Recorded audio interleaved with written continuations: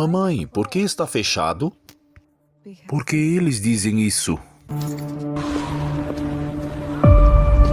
Documentos, por favor. Não foi possível verificar sua identidade. É só atualizar seu perfil, amigo. Não foi possível verificar sua identidade.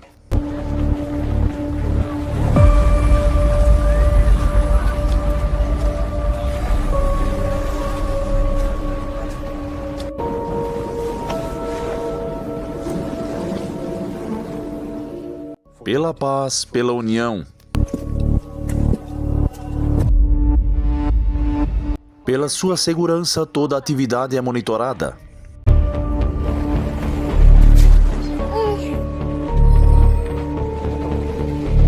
Amigos, escutem-me esta noite. O protesto de Lutero acabou.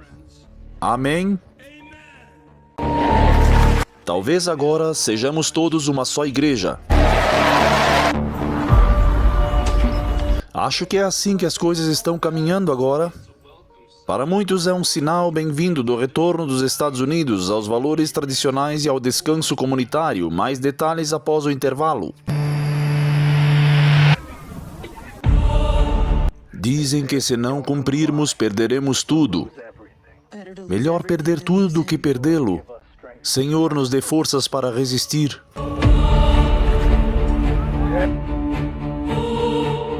Você vai respeitar o Dia Nacional de Descanso?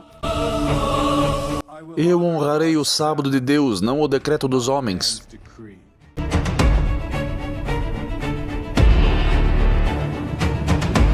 Senhor, fortalece o teu povo para esta hora final.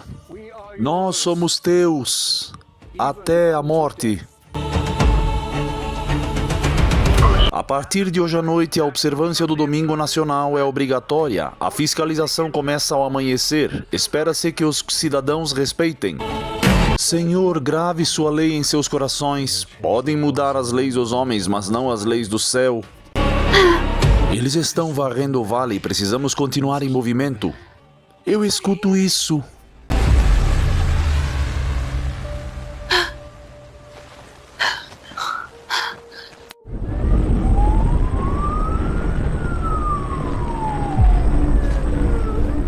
Permaneceremos ao lado de Deus, custe o que custar. Então vamos.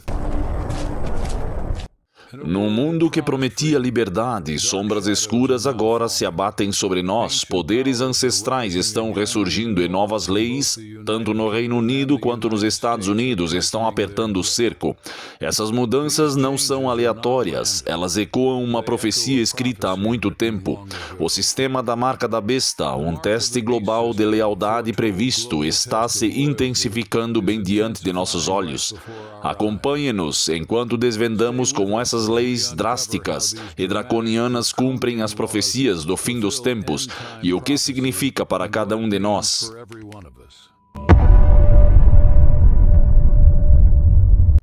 Há quase 2000 anos atrás, Jesus Cristo estava em uma colina com vista para Jerusalém e chorou por seu povo. Se soubesses as coisas que pertencem à tua paz, clamou ele, porque eles não reconheceram o tempo da sua visitação. Lucas 19, 41 a 44. Eles estavam cegos aos sinais de sua época. Hoje a história está se repetindo. Muitas pessoas vivem em trevas espirituais, sem perceber que os eventos finais estão se desenrolando ao seu redor. Assim como nos dias de Cristo, em que a maioria das pessoas não sabem a hora da sua visitação.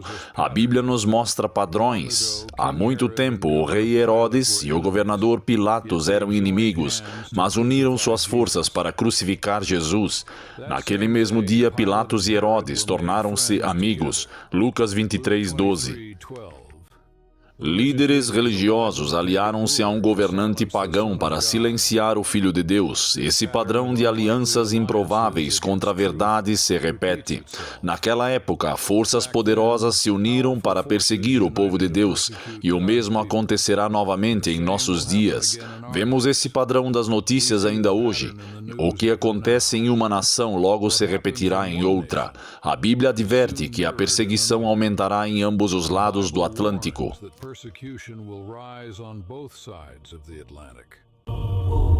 Assim como os crentes outrora tiveram que fugir no velho mundo em busca de uma nova terra de liberdade, em breve não haverá lugar algum na terra para escapar da opressão. Pense nos peregrinos que navegaram até a América em busca de liberdade da tirania religiosa. Eles fugiram quando a igreja e o Estado se uniram para perseguir, quando os reis e papas trabalharam juntos para esmagar a dissidência. Agora essas condições opressivas estão ressurgindo tanto na Europa quanto na América. Jesus predisse que muitos seriam pegos de surpresa. Em uma visão, Ellen White viu pessoas chocadas com uma destruição repentina, exclamando: "Sabíamos que os juízos de Deus viriam sobre a terra, mas não sabíamos que viriam tão cedo." Da mesma forma, hoje, as mudanças estão acontecendo mais rápido do que o esperado. A profecia está se cumprindo diante de nossos olhos, mas poucos a compreendem. Ao começarmos, lembremos-nos deste tema solene. Muitos logo dirão: "Sabíamos que a crise estava vindo, mas não sabíamos que chegaria de fato tão cedo."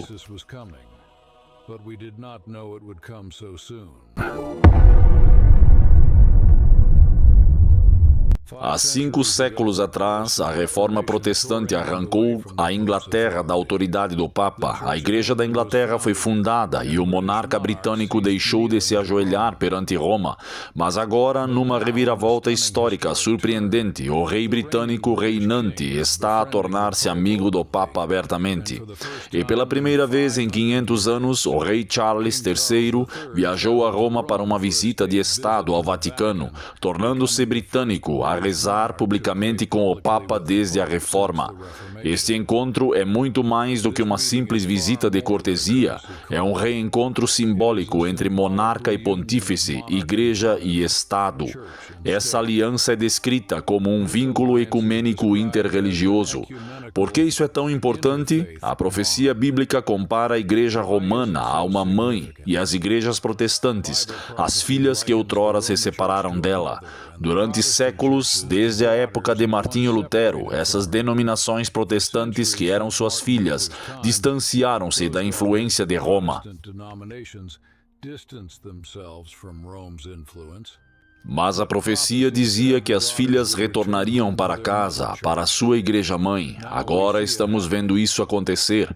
Ao rezarem juntos e aceitarem as honras do Papa, o rei da Inglaterra está, na prática, sinalizando que a Igreja da Inglaterra está retornando aos braços de Roma. Considere os títulos e as honrarias envolvidos. O Papa concedeu ao rei Charles uma designação especial, a de Consolador Real, reconhecendo-o como um irmão espiritual. Ele chegou a oferecer ao rei um assento exclusivo em uma basílica do Vaticano, uma cadeira com brasão do rei Charles, reservada para futuras visitas. Imaginem só, um rei que antes era protestante recebendo literalmente um assento na igreja do Papa. É um símbolo vívido de amizade e união. A inscrição em latim na cadeira diz que eles sejam um, fazendo referência à oração de Jesus pela unidade, João 17:21.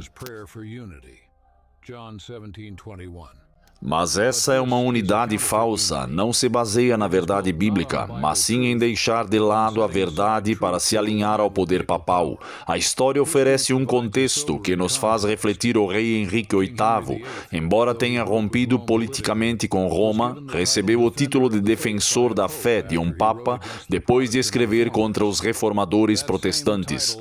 Esse mesmo título agora pertence ao rei Charles. Na época de Henrique VIII, isso sinalizava lealdade aos ensinamentos papais em detrimento da fé protestante. O que isso significa hoje? O rei Charles alinhou-se publicamente com a agenda do Papa. Eles estão, como alguns dizem, no mesmo time, o time do Papa. Profeticamente, essa união cumpre a visão de Apocalipse. As Escrituras dizem que o poder da besta papal reinaria mais uma vez sobre os reis da terra. Apocalipse 17:18. Após a cicatrização de sua ferida mortal, durante a Reforma, o papado perdeu o controle de nações como a Inglaterra. Agora, o Papa está recuperando influência nos mais altos escalões do governo. A Bíblia previu um tempo em que o papado diria: "Eu me sento como rainha e não sou viúva", o que significa que ela recuperaria seu antigo cônjuge, o poder secular. Ver o monarca britânico demonstrar de fato sua reverência em comunhão com Roma mostra que a ferida mortal está de fato cicatrizando. A Igreja e o Estado estão se reunindo de uma forma nunca vista em gerações. Quando a Igreja e o Estado se unem sob a influência de Roma, a perseguição se segue, como acontecia nos tempos passados. Na Idade Média, quando os reis recebiam ordens dos papas, aqueles que resistiam às doutrinas papais eram presos e mortos. A aliança entre o rei Charles e o Papa Francisco sugere um retorno a esse modelo. Pode parecer um gesto de paz, mas a profecia e a história alertam que isso levará à restrição da liberdade religiosa. O cenário está sendo preparado para uma crise de consciência. Quando Martinho Lutero e outros reformadores romperam com a Igreja Romana, acenderam uma chama de liberdade. Eles protestaram contra as falsas doutrinas e defenderam a Bíblia acima da tradição humana. Por um tempo, o protestantismo se opôs corajosamente aos erros de Roma. No entanto, hoje ouvimos uma afirmação surpreendente de alguns líderes cristãos: o protesto acabou. Um ministro notável, ao falar sobre a unidade entre católicos e protestantes, declarou que o protesto de Lutero havia terminado e que éramos todos uma só igreja novamente. O protesto de Lutero terminou, disse ele. Talvez agora sejamos todos católicos novamente. Se não houver mais protestos, questionou como pode haver uma igreja protestante. Uma declaração chocante sinaliza o colapso da determinação protestante. Muitas igrejas que antes protestavam contra os erros estão depondo as armas e retornando ao rebanho de Roma. Eles chamam isso de unidade. Mas a Bíblia profetizou como a triste apostasia. Em Apocalipse, Babilônia Grande, simbolizando a falsa religião liderada por Roma, é chamada de mãe das prostitutas e suas filhas. As igrejas dissidentes se reunirão a ela no fim dos tempos. Vemos denominações protestantes assinando acordos com o Vaticano, aceitando os convites do Papa e não mais alertando seus fiéis sobre os enganos papais. As filhas estão de fato voltando para a mãe. Nem mesmo aqueles a quem foi confiada a verdade profética estão imunes. Nações inteiras outrora orgulhosas de sua herança protestante, como a Inglaterra, estão se tornando católicas novamente em espírito. E do outro lado do oceano, na América, muitos líderes protestantes cortejam o papado. Eles pregavam que somente a Bíblia é nossa autoridade, mas agora compartilham palcos e púlpitos com os representantes de Roma sem objeções. O fogo da reforma está se extinguindo. Em seu lugar, uma falsa unidade está surgindo. Mas devemos nos surpreender? A Bíblia advertiu que chegaria o tempo em que as igrejas se recusariam a ouvir a verdade e se transformariam em fábulas, segundo Timóteo 4:4. Esse tempo chegou. O cristianismo popular ignora amplamente as mensagens proféticas que outrora deram identidade aos protestantes. O resultado é um vácuo que Roma está ansiosa para preencher. Estamos testemunhando um movimento ecumênico que minimiza a doutrina em nome da união. Em todo o mundo, pastores e igrejas protestantes participam de cerimônias interreligiosas e alianças com o papado. Essa crescente confederação prepara o terreno para o ato final. A imposição da marca de autoridade de Roma. Há um século atrás, um autor proeminente escreveu que as igrejas protestantes se uniram ao poder papal para suprimir a dissidência e impor a observância do domingo. Isso antes parecia improvável, mas agora a queda do protestantismo é evidente. Da Europa à América, líderes religiosos estão dizendo amém às ideias papais que antes rejeitavam. Eles esqueceram-se do motivo pelo qual protestaram inicialmente, e o retorno a Roma significa abandonar as verdades fundamentais, significa abraçar tradições como a santidade do domingo, que não tem fundamento bíblico. De fato, Roma se vangloria de que a observância do domingo se baseia unicamente na autoridade da Igreja Romana. Ao honrar o domingo, as filhas prestam homenagem à mãe. Vemos essa homenagem ao papado se espalhando tanto no Velho Mundo quanto no Novo. Essa tendência foi predita. A profecia prevê uma restauração do poder e influência de Roma em todo o mundo. À medida que os protestantes capitulam, essa profecia está se cumprindo rapidamente. Quão solene é perceber que aquilo pelo qual milhões morreram, o direito de seguir a Bíblia livremente, está sendo entregue. Mas para aqueles que ainda se apegam ao sábado bíblico na fé de Jesus, essa falsa unidade é um sinal. Ela nos diz que o teste final está se aproximando, quando aqueles que obedecem a Deus em vez dos homens, Atos 5:29, se destacarão. O retorno do protestantismo aos braços de Roma abre o caminho para a crise da marca da besta, quando uma frente religiosa unida buscar compelir todos a seguir Roma. É um forte apelo para que os verdadeiros crentes se mantenham firmes na palavra de Deus, mesmo que tenham que ficar sozinhos. Em 1798, durante a turbulência da Revolução Francesa, o impensável aconteceu. O Papa foi feito prisioneiro e o Papa foi destruído. Esse evento cumpriu a profecia de Apocalipse 13, a ferida mortal do poder da besta. Por um tempo, o Vaticano teve pouca influência nos assuntos mundiais. Muitos pensaram que o reino papal havia terminado, mas Apocalipse também predisse que a ferida mortal seria curada e que todo o mundo se maravilharia e seguiria a besta. Apocalipse 13:3. Agora vemos que a cura da ferida papal, que simboliza a autoridade sobre os poderes seculares, está restaurando sua proeminência. Agora o rei Charles e o Papa se tornaram amigos. O chefe de uma nação protestante está efetivamente se submetendo à liderança de Roma. O papado não é mais uma viúva. Ele se senta como uma rainha mais uma vez, vangloriando-se de que seu poder jamais será perdido. Apocalipse 17:18 disse que a mulher, o papado, reinaria sobre os reis da terra novamente, e de fato ela está ascendendo a esse papel. Essa restauração de poder tem implicações profundas. Lembrem-se do que aconteceu da última vez que o papado reinou sobre os reis da terra. Na Idade Média, vozes dissidentes, aqueles que seguiam as Escrituras, em vez dos decretos papais, eram proibidos, torturados e mortos. A união entre a Igreja e o Estado, sob a supremacia papal, criou a Idade das Trevas para os verdadeiros crentes. Jesus disse: "Se me perseguiram a mim, também perseguirão a vocês." João 15:20. A profecia adverte que isso acontecerá novamente. Assim que o papado recuperar seu antigo poder, a perseguição aos fiéis será revivida. Já vemos indícios disso nas leis modernas. Os ensinamentos sociais do papado estão influenciando silenciosamente as políticas em todo o mundo. O Papa é estimado como um líder moral, consultado por reis e presidentes. A sede papal está sendo colocada no centro da tomada de decisões globais. É um pequeno sinal de uma grande mudança.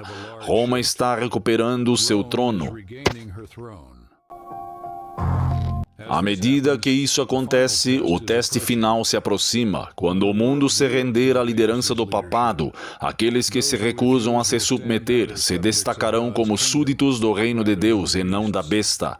Não será fácil, mas nos encorajamos, pois esse cenário foi previsto nas Escrituras para que possamos estar preparados.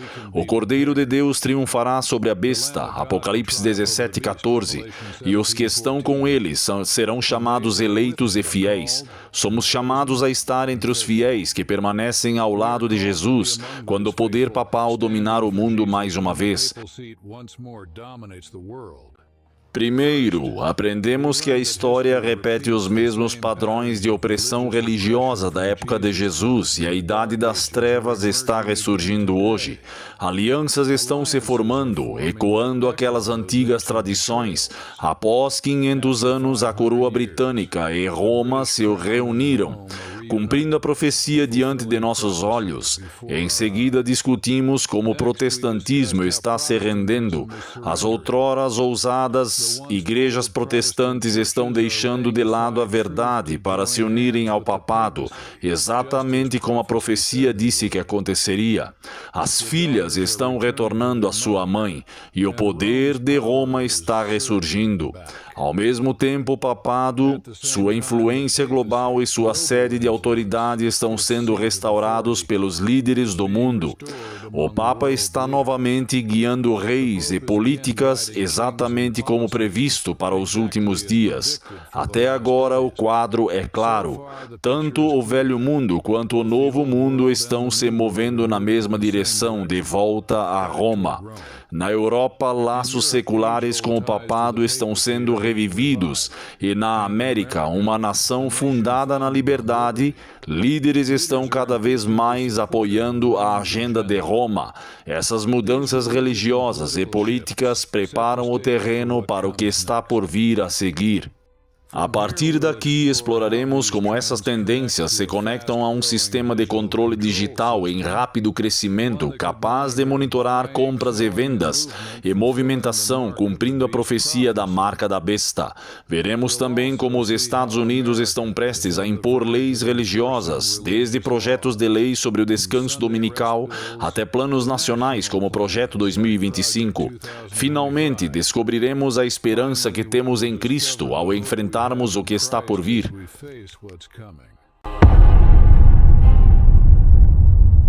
Do outro lado do Atlântico e no velho mundo europeu, a influência de Roma está ressurgindo. Em países que séculos atrás se curvaram ao domínio papal, o mesmo espírito está despertando novamente.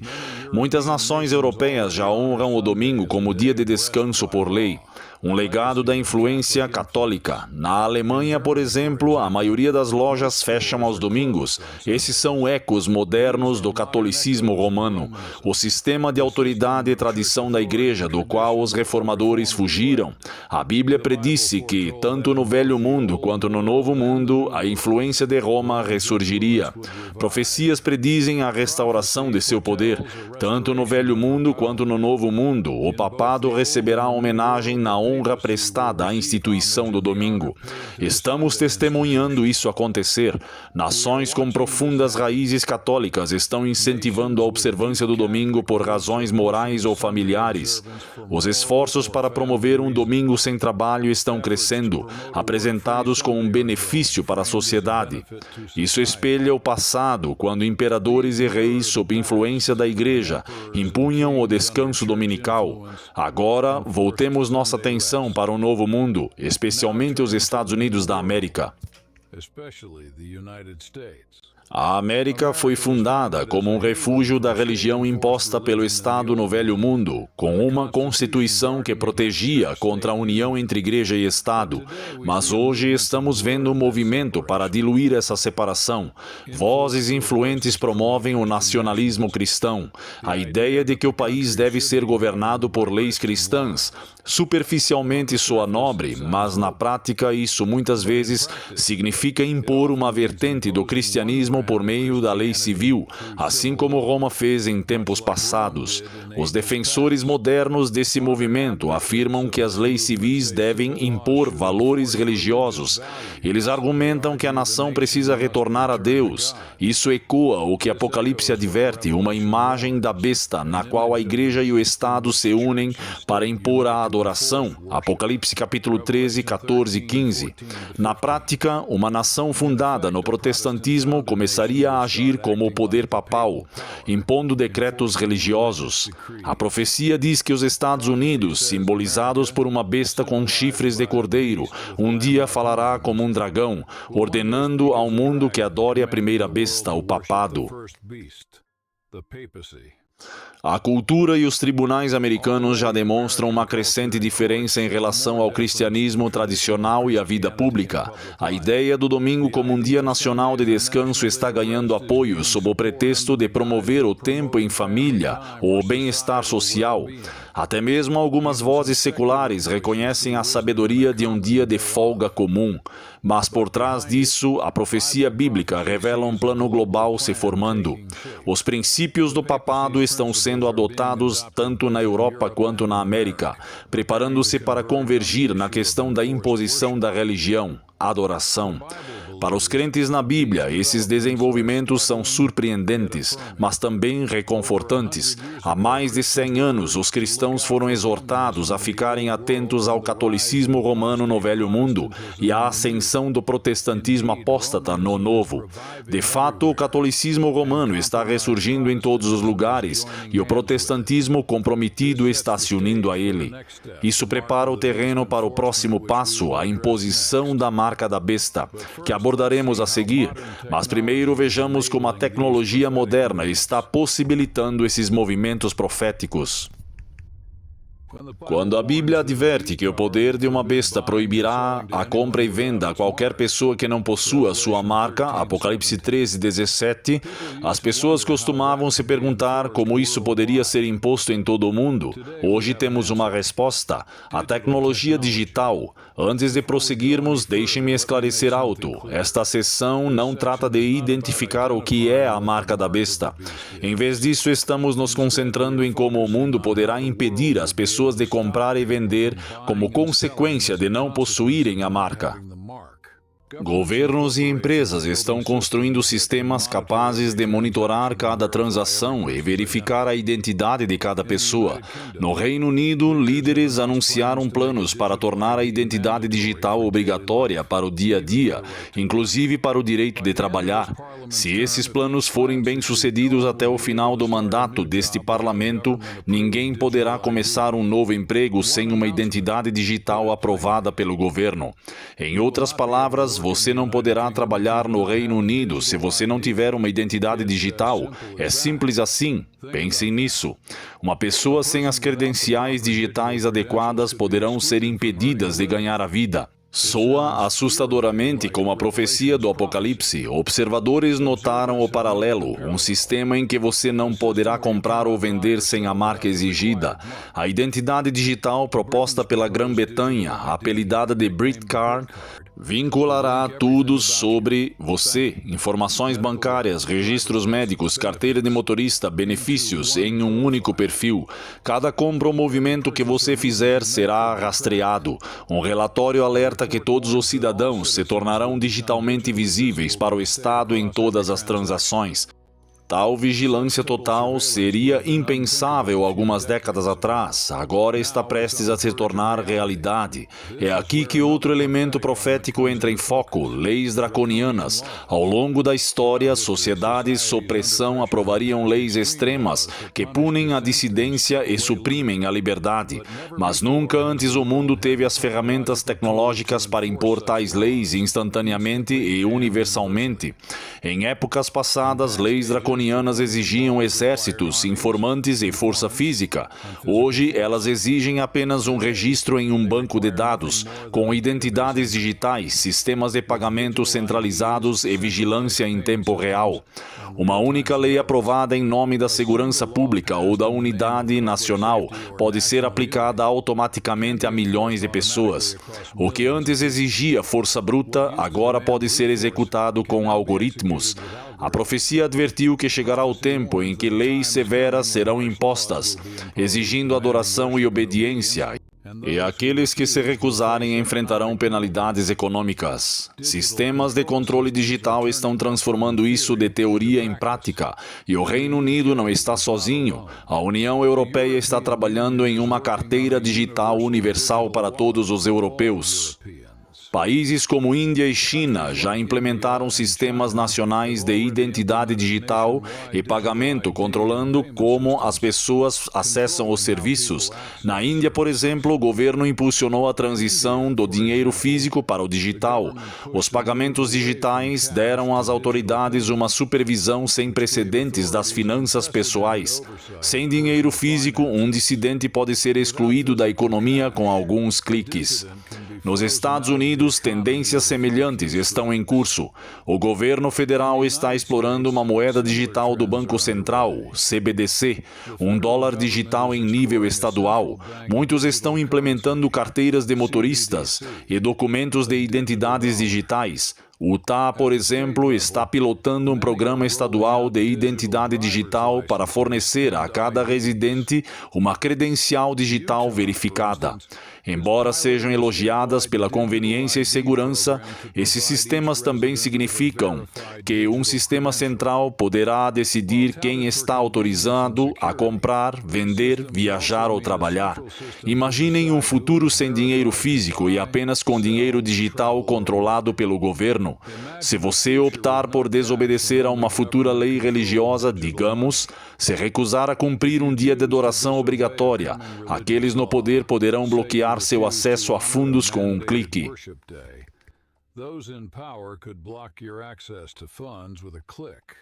Em um instante, você não será capaz de comprar comida ou vender mercadorias. O que parecia ficção científica agora é tecnicamente viável para impor a marca da besta. Uma economia e um sistema de identidade totalmente digitais serão ideais. Isso permitirá às autoridades rastrear, monitorar e fornecer informações confidenciais. Acesso ou negação de acesso com base em quem cumpre e em quem não cumpre. Estamos nos aproximando rapidamente desse cenário. Os líderes frequentemente alegam que essas tecnologias visam a eficiência ou a segurança, mas o resultado real é um controle sem precedentes. A antiga advertência bíblica está se tornando realidade. Uma rede de alta tecnologia capaz de impor um decreto global está sendo preparado. O mundo poderá em breve se ver refém de um sistema que decide quem pode participar do comércio. As peças estão no lugar. Tudo o que falta é o catalisador de uma lei religiosa para ativar a profecia por completo. Os Estados Unidos foram fundados no princípio da liberdade religiosa, mas hoje a América está começando a espelhar as políticas do velho mundo. Vemos isso especialmente nas iniciativas para legislar sobre a observância religiosa. Um exemplo recente vem do estado de Utah. A legislatura de Utah aprovou uma lei que permite que proprietários de franquias fechem aos domingos, sem punição por parte de suas matrizes. Superficialmente, isso protege o descanso religioso, mas notavelmente a lei menciona apenas o domingo. Ela não estende a mesma cortesia àqueles cujo dia sagrado é sexta-feira ou sábado. Na prática, favorece o domingo como dia de repouso. O descanso dominical é mais importante que os dos outros. Esta lei de Utah é relativamente branda. Ela não obriga ninguém a fechar, apenas protege aqueles que optam por fazê-lo, mas estabelece um precedente normalizando a ideia de que a observância do domingo merece proteção legal especial por lei. Quanto tempo até vermos propostas que vão além, talvez incentivando ou exigindo que as empresas fechem aos domingos para o bem comum? Essas leis dominicais frequentemente chamadas de leis azuis, já existem de forma limitada em alguns estados. Agora há um movimento crescente para ampliar seu alcance com base em argumentos morais e culturais. No cenário nacional, o movimento está se mobilizando para incorporar valores religiosos à política federal. Um plano político detalhado, conhecido como Projeto 2025, foi apresentado para o próximo governo dos Estados Unidos.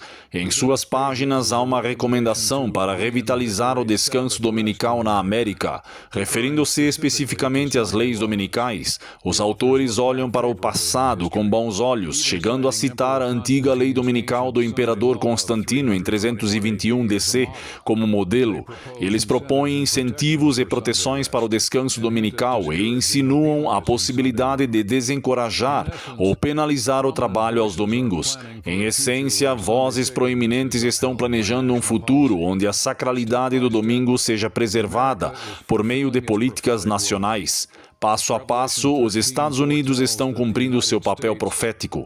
Apocalipse 13 prevê que os Estados Unidos, a segunda besta, farão com que a terra adore a primeira besta, o papado, impondo uma marca de autoridade. Entendemos que essa marca é um sábado falsificado, o domingo imposto por lei. Pouco a pouco, o terreno para tal imposição está sendo preparada.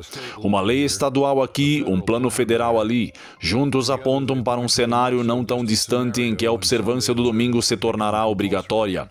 Isso deveria nos perturbar, mas não nos surpreender. Há mais de um século, estudiosos da profecia alertaram que os Estados Unidos acabaria por abandonar seu princípio de liberdade religiosa e impor a adoração dominical sob pressão da demanda popular. Agora vemos os próprios movimentos sobre os quais eles alertaram. Líderes políticos invocam a fé como justificativa para aprovar leis. Dizem que a sociedade será melhor se retornarmos a Deus. E, de fato, quando as crises se aprofundarem, os apelos à união em adoração e moralidade se tornarão mais fortes. Eventualmente, esses apelos se cristalizarão em uma imagem da besta, uma união entre igreja e Estado, impondo a religiosidade. Não se deixem enganar. Um erro, uma lei dominical sobre o domingo ainda não está em vigor, mas tudo está caminhando nessa direção. A lei de Utah e o projeto 2025 são tremores de alerta que precedem o terremoto. O trem já partiu e o destino profético se aproxima. Em breve, a terra do livre-arbítrio falará como um dragão, e o que hoje é reverência opcional ao domingo se tornará um teste de lealdade. Naquele momento, cada pessoa terá que escolher obedecer às leis dos homens ou à lei de Deus. Essa escolha final é o cerne da crise da marca da besta, e ela está se aproximando rapidamente. A Bíblia é clara: quando a marca da besta for imposta, aqueles que a recusarem enfrentarão perseguição. Todos os que não adorarem a imagem da besta deverão ser mortos, diz Apocalipse 13:15. Essa é uma perspectiva preocupante. Embora nem todos sejam condenados à morte, todo fiel sofrerá pressão econômica, social e legal. Já vimos como um estrangulamento econômico será possível. Quando as leis exigirem adoração aos domingos, a lealdade à autoridade papal, os verdadeiros guardadores dos mandamentos, que se apegam ao sábado, o sétimo dia da semana, serão vistos como um ato de desafio. Os que o praticam perderão o emprego, enfrentarão multas ou prisão, e alguns serão declarados inimigos da ordem. Jesus advertiu: chegará o tempo em que todo aquele que vos persegue pensarão que estão prestando serviço a Deus. João 16:2. Na crise final, os perseguidores acreditarão sinceramente que punir a minoria que não se submete é fazer a obra de Deus. Até mesmo laços familiares se romperão. O pai trairá o filho, e os filhos se levantarão contra os pais, e os filhos os denunciarão, farão com que sejam mortos. Marcos 13:12. Podemos imaginar vizinhos denunciando aqueles que não respeitam o dia de adoração obrigatório, ou parentes entregando entes queridos para o bem da nação. Será um período de muita angústia para o povo de Deus. Historicamente, quando a igreja e o Estado se uniram, os fiéis tiveram que fugir ou se esconder para sobreviver.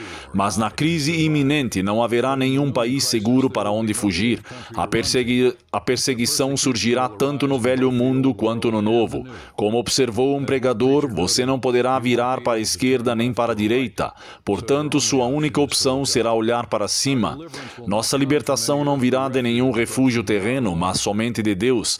E Jesus, de fato, nos diz para olhar para cima. Ele disse: quando essas coisas começarem a acontecer, então olhem para cima e ergam as cabeças, pois a vossa redenção está próxima. Lucas 21:28.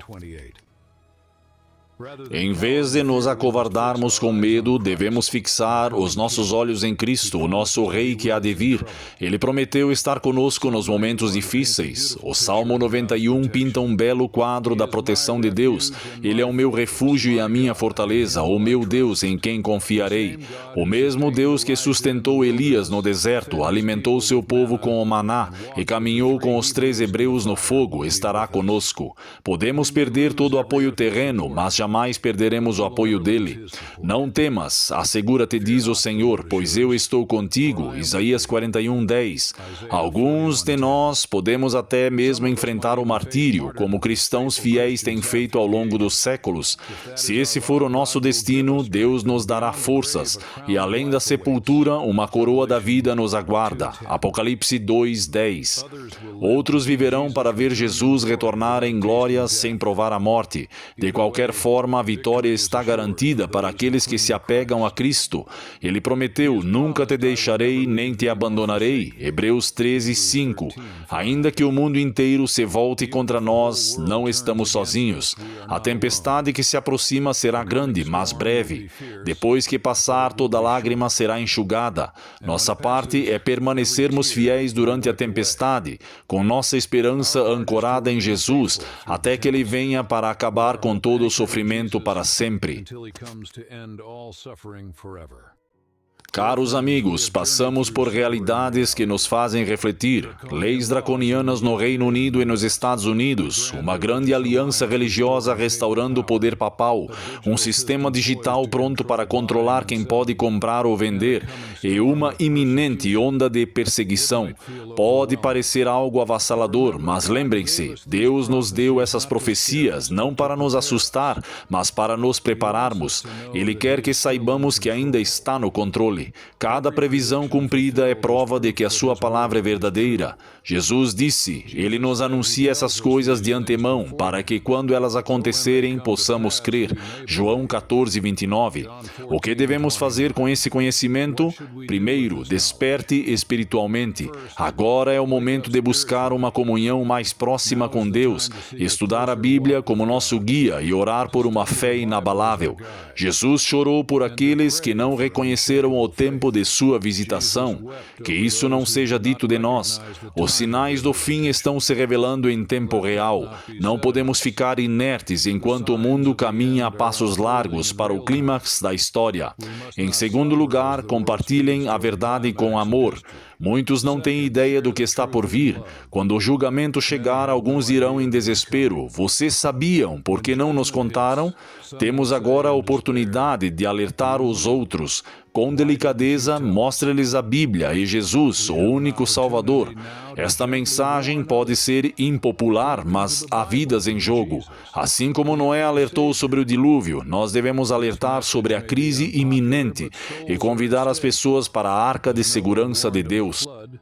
We must warn of the approaching crisis and invite people into God's ark of safety.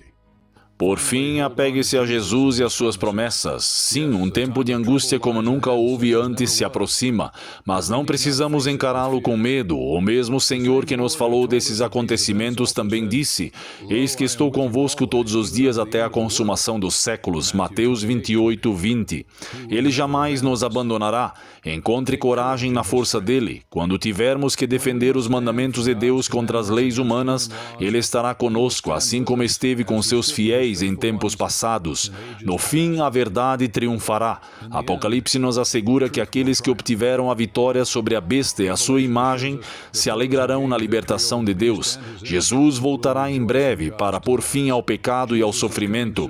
Essa esperança é a âncora de nossas almas. Portanto, mantenha a fé e continue olhando para o alto. Eis que venho sem demora, disse Jesus. Conserva firmemente o que tens, para que ninguém tome a tua coroa. Apocalipse 3:11. Que possamos perseverar até o fim e encontrar nosso Salvador em paz. Amém.